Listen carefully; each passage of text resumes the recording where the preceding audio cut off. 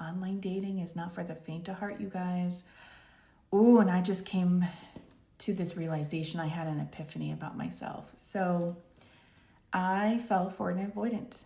I really did. I met the most genuine soul, but he's an avoidant. And I've never been with an avoidant in my life. And he confused the living daylights out of me. I didn't even know this type of love style existed. Like I really malfunctioned. My brain like exploded a few times. My eye was twitching, you know? So we started talking at the end of April. I liked talking to him like through text. We met. He almost like took my breath away. Like I recognized his soul in that moment. And he made me feel nervous. And that's how I was like, oh, he's really special for someone to make me feel nervous, because I don't normally get nervous when I meet new people. And then a week after meeting in person, we were doing great. And then it just like 180 flip. He wouldn't even set up a time to see me again. And I let him go because I was like, oh, he's just not interested. But I'm realizing he might actually be interested. I don't understand this love style. But anyway, I had the choice of waiting for him to choose me or choose myself and move on and see if there's someone ready to want me now. And I went on to Bumble, and I just recently let a guy go after going out on 2 dates. Very lovely gentleman. But he was the opposite of my avoidant. He had an anxious attachment style, or I perceived him to have an anxious attachment style. Really, he made me remember my ex-husband and how my ex-husband love bombed me.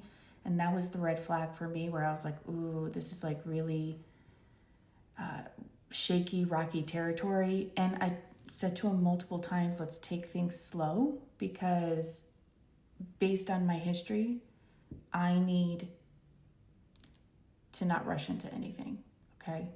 I told you guys I could fall in love with a rock as long as the rock is nice to me. And I know that about myself, and I have to be cautious.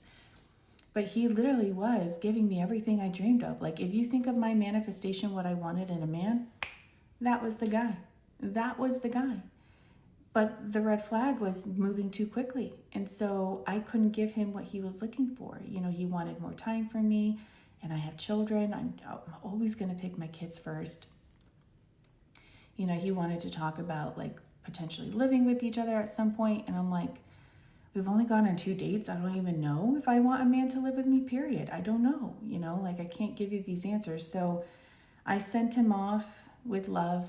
I hope he finds whoever he's looking for and he doesn't settle, because if he stayed with me, he would have settled. But it was also that trust factor. Do I even trust that type of behavior? Because I got tricked by my ex-husband. And it's a shame that something from my past affects my future, but sometimes in life you just need to be wiser, okay? And really, I think you understand people's true intentions when they give you the time to process. But it's hilarious to me because I felt like the avoidant with this guy, this new guy. I was like, oh my gosh, does my avoidant see me like that? I was like, oh, that's funny. That's why I pushed him away. But no, all I asked my avoidant was to spend time with me. That was enough to run. And in a way, the more I think I'm learning about avoidance is that's a really big compliment that they push you away. So I'll take it that I'm a cool person, you know.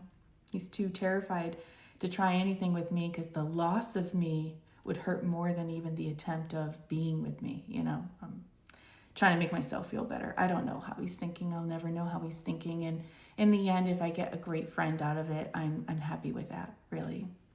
He's a very lovely, lovely gentleman. But I learned I'm not an avoidant and I'm not an anxious attachment lifestyle. I'm in between, and I don't even know if that's healthy, because I know I require my space and my independence, but I also love really hard. And I have to be careful when other people love me really hard, because I know I do it with like a genuine intent. I mean, when I love hard, I mean it. There's no manipulation behind me loving. It's just, I like taking care of people. That's who I am, you know? So it's scary out there. Do you trust someone that love bombs you because you're a love bomber?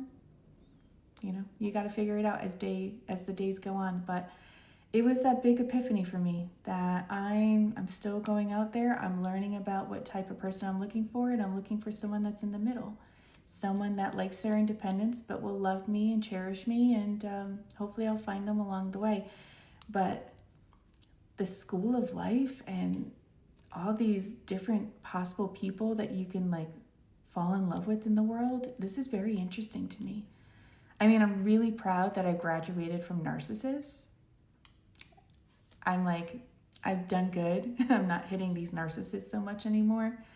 Even though the last one could have borderline been a narcissist, I don't know for sure. But anyway, I'll never know. I let him go. I just want you to really understand when it comes to meeting people, keep your boundaries up, take things slow, honor how you're feeling, listen to your intuition. Your body speaks to you. If you're feeling nervous and anxious, that is just yourself, your higher self communicating like what it is that you actually need in that connection. Do you continue? Do you move on? You get the answers based off of how you're reacting. And it's always about trusting yourself. So be strong if you're online dating, guys. Oh, and if you have any cool stories, let me know, because I think I need advice right now. I don't even know what's out there, and this is interesting. It really is. It's fun, but it's also scary. Have a great day.